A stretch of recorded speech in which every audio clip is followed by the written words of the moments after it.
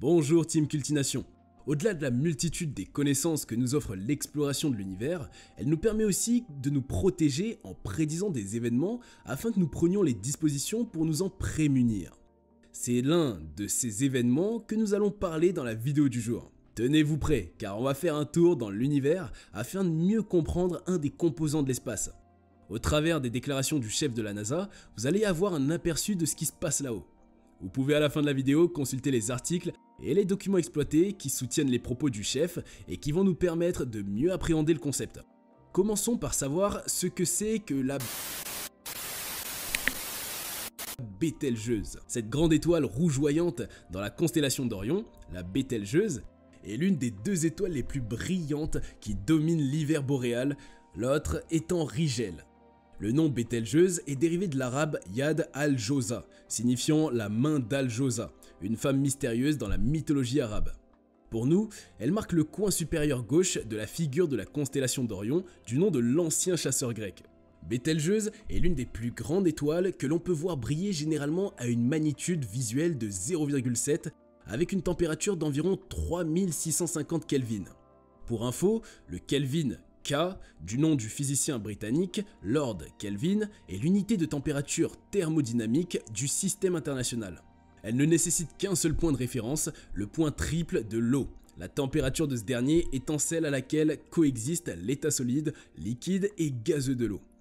Quant à la distance qui sépare l'étoile de notre planète, elle n'est pas plus précise, puisque les mesures directes depuis l'espace donnent 495 années-lumière, alors que les données utilisant l'émission radio naturelle de l'étoile nous donnent 640 années-lumière. Finalement, un consensus a été trouvé et à distance de compromis de 570 années-lumière en tenant compte de beaucoup de rayonnement infrarouge et de l'absorption de la lumière par la poussière circumstellaire. Cette propriété est un atout majeur pour observer en détail la surface de la Bételgeuse, contrairement aux autres étoiles dont le disque est impossible à résoudre par les télescopes des chercheurs. Bételgeuse a d'ailleurs été la première étoile autre que le Soleil à obtenir une mesure expérimentale de son diamètre à l'aide d'une méthode d'interférométrie en 1921 à l'observatoire du Mont Wilson. Cette méthode est utilisée depuis par les observatoires astronomiques les plus performants du monde. Elle fait partie des étoiles pulsantes, ce qui signifie que son volume change de manière périodique. Elle gonfle et rétrécit en fonction de la quantité plus ou moins importante de chaleur émise en son cœur et emprisonnée par son atmosphère. Ceci influence sur sa luminosité qui oscille normalement entre 0,2 et 1 de magnitude apparente, de manière semi-régulière selon 3 périodes différentes. Tous les 425 jours, tous les 100 à 180 jours et tous les 5,9 ans. La luminosité de Bételgeuse atteint 85 000 fois celle du Soleil. À plus grande distance, la luminosité augmente jusqu'à 105 000 la luminosité du Soleil. En octobre 2019, Bételgeuse brillait à une magnitude d'environ 0,5. Cependant, en décembre, une forte chute de luminosité a été constatée, jusqu'à 1,5 en toute fin d'année. En seulement 2 mois, Bételgeuse est passée de la 8e étoile la plus brillante du ciel nocturne à la 23e.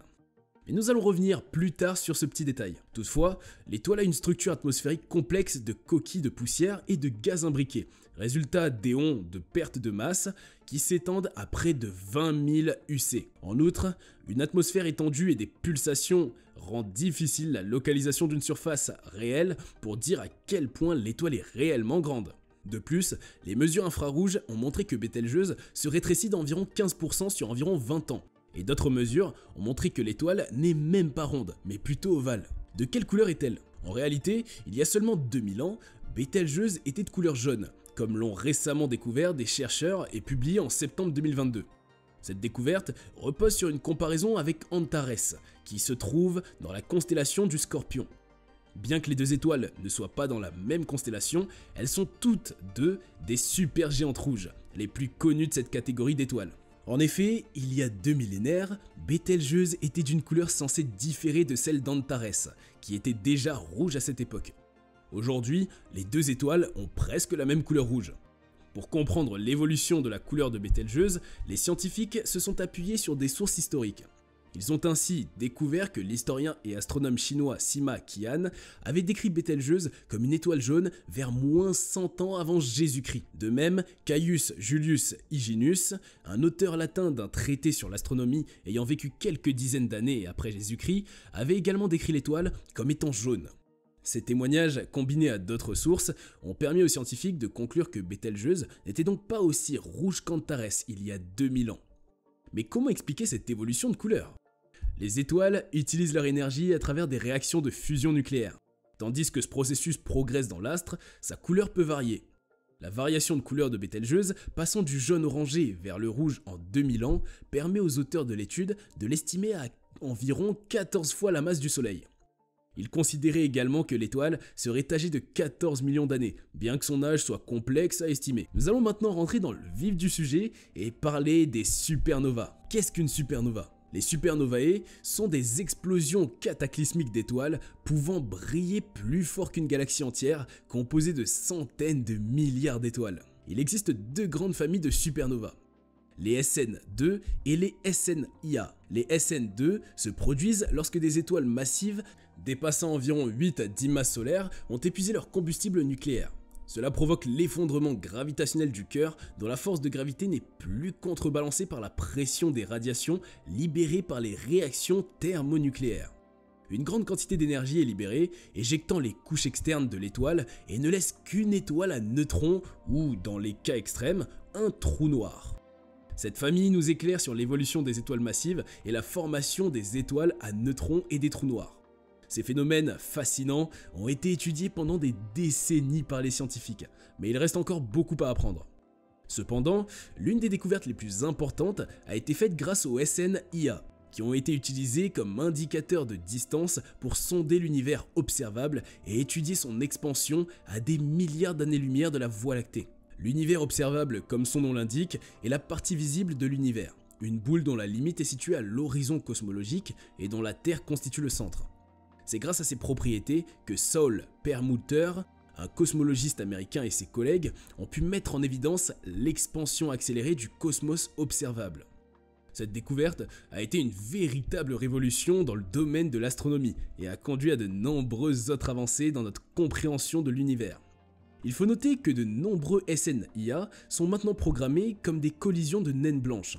Les étoiles de la Voie lactée évoluent majoritairement en couple, et beaucoup d'entre elles finissent paisiblement leur vie sous forme de naines blanches. Mais si elles font partie d'un système binaire contenant une étoile qui n'a pas encore atteint ce stade d'évolution, leur destin sera plus spectaculaire.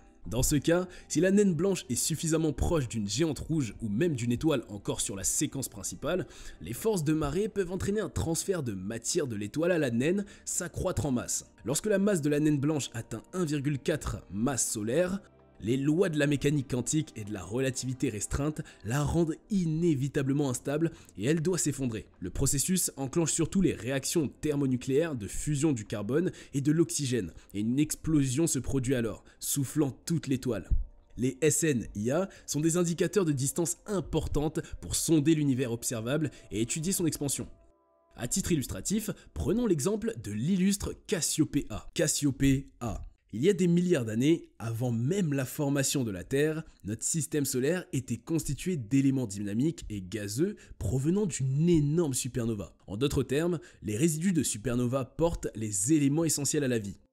Les scientifiques étudient donc avec attention les supernovas comme Cassiopée-A pour en apprendre davantage sur ces fragments de l'univers. Cassiopée-A aurait explosé en 1680, libérant ainsi des quantités massives de chacun des éléments dans le cosmos.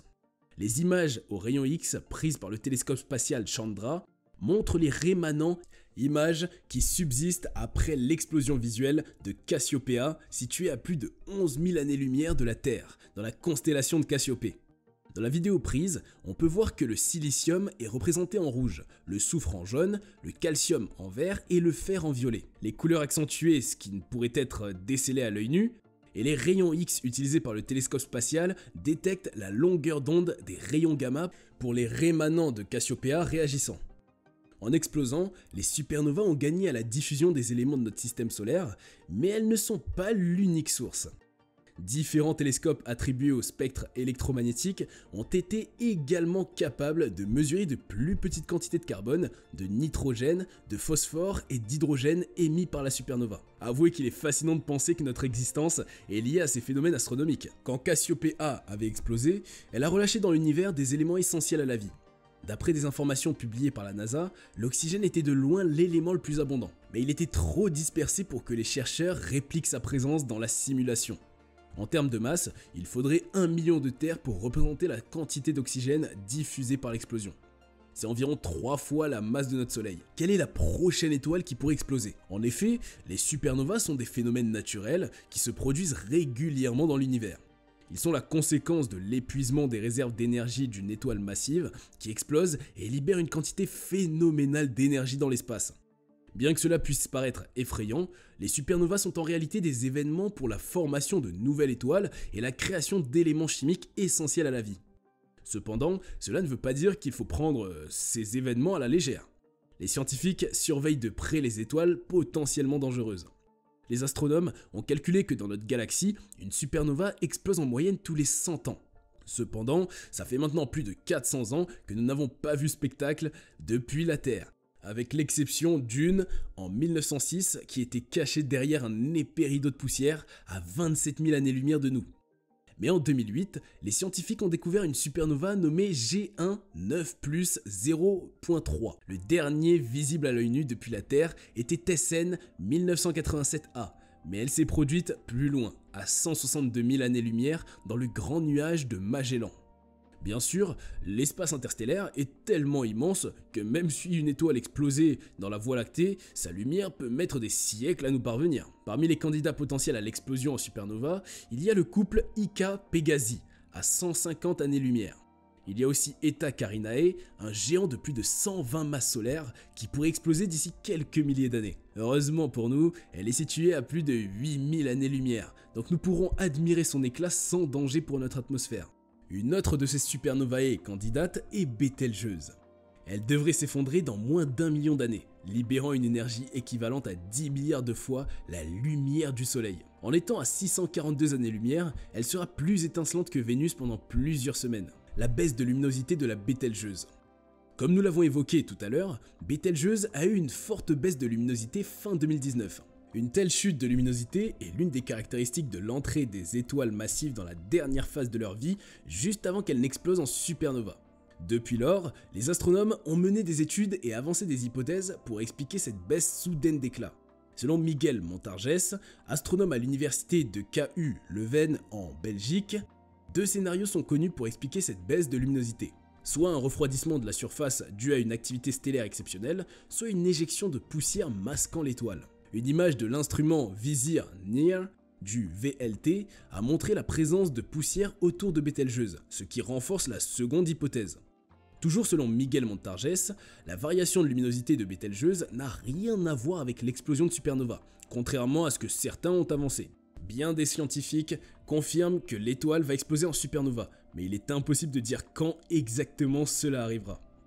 Malgré cette incertitude, les astrophysiciens se réjouissent de cet épisode de faiblesse de Bételgeuse, qui est une opportunité exceptionnelle pour mieux comprendre les supergéantes rouges et en apprendre davantage sur cette étoile mystérieuse. Une explosion sans précédent. Comme dit un peu plus haut, Bételgeuse est en train de vivre ses derniers instants, du moins sur une échelle de temps cosmique.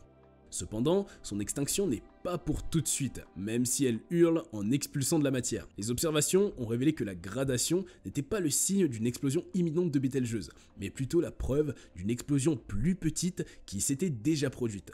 Les astronomes ont qualifié cette explosion de nouveau phénomène, qu'ils pouvaient observer directement et analyser avec le télescope Hubble. Andrea Dupré, du Harvard and Smithsonian Center for Astrophysics, a déclaré: nous allons observer l'évolution stellaire en temps réel. L'étoile est doucement en train de s'en remettre, notamment sa photosphère qui est la première couche de l'atmosphère d'une étoile, c'est-à-dire la partie visible à l'œil nu dans le cas de notre Soleil par exemple. Pour Bételgeuse, un morceau équivalent à 10 millionièmes de sa masse s'est détaché de sa photosphère pour prendre sa liberté dans l'espace, formant le fameux nuage de poussière qui a agi comme un filtre et a fait baisser la luminosité apparente.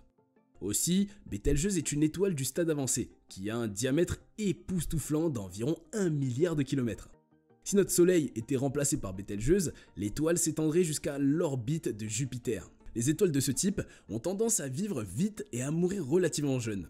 Notre étoile, qui a environ 5 milliards d'années, est considérée comme étant d'âge moyen, tandis que Bételgeuse a 10 millions d'années et pourrait exploser en supernova au cours des 100 000 prochaines années. Notre Soleil subit également ce genre de phénomène, mais jamais avec une telle intensité. Les scientifiques n'avaient jamais vu une telle violence sur une étoile de ce type. Suite à des observations de Hubble, les astronomes pensent que les canapés extérieurs de Bételgeuse sont peut-être revenus à leurs extensions normales, mais que la surface rebondit toujours à la manière d'un dessert à la gélatine dans une assiette, ce qui laisse penser que la photosphère se reconstruit. Cependant, l'étoile a encore des séquelles, son cycle de pulsation étant perturbé. Les observations restent précieuses pour les scientifiques, qui peuvent ainsi étudier la façon dont les étoiles supergéantes rouges perdent leur masse en fin de vie, alors que leur réservoir à fusion nucléaire s'épuise avant de s'exploser en supernova. Depuis près de 200 ans, les astronomes mesurent le cycle de pulsation de Bételgeuse à l'aide des variations de sa luminosité et de ses mouvements de surface, leur offrant ainsi une base de comparaison. Ces pulsations sont accélérées et sont pour l'instant plus rapides que les 400 jours habituels. Cette perturbation témoigne de la violence de l'éruption et les scientifiques comparent l'intérieur de l'étoile à la cuve d'une machine à laver déséquilibrée. Pour mieux comprendre ce phénomène, deux télescopes peuvent venir à la rescousse des scientifiques, James Webb et l'Extremely Large Telescope, ELT, de l'ESO, qui pourrait être en mesure de détecter dans l'infrarouge les déplacements des matériaux éjectés par l'étoile. Quand arrivera la supernova? Il est important de noter que cette explosion en supernova aurait pu se produire il y a déjà plusieurs siècles. Cependant, en raison de la distance entre Bételgeuse et la Terre, il faut environ 500 ans pour que la lumière de cette étoile nous parvienne. Quelle que soit la violence de l'explosion, cela ne changera rien à la vitesse de la lumière, ce qui signifie que si nous voulons observer une supernova, elle doit s'être déjà produite il y a plusieurs siècles. En février 2023, près de 4 ans après l'explosion de Bételgeuse, les astronomes continuent d'étudier les données recueillies lors de l'événement de gradation. Ils espèrent en apprendre davantage sur les processus qui se produisent à la fin de la vie des étoiles massives et sur la façon dont ces processus utilisent leur environnement. Bételgeuse n'est pas la seule étoile de sa catégorie qui attire l'attention des astronomes. D'autres étoiles supergéantes rouges, telles Cantares et VY Canis Majoris, sont également à un stade avancé de leur vie et pourraient bientôt exploser en supernova. Les astronomes surveillent ces étoiles en espérant que les données recueillies leur permettent de mieux comprendre les supernovas et leur impact sur l'univers. C'est déjà la fin de notre rendez-vous du jour. N'hésitez pas à réagir en commentaire, à nous laisser un pouce vers le haut et vous abonner si ce n'est pas déjà fait. Merci beaucoup et à très bientôt pour de nouvelles vidéos sur Cultination.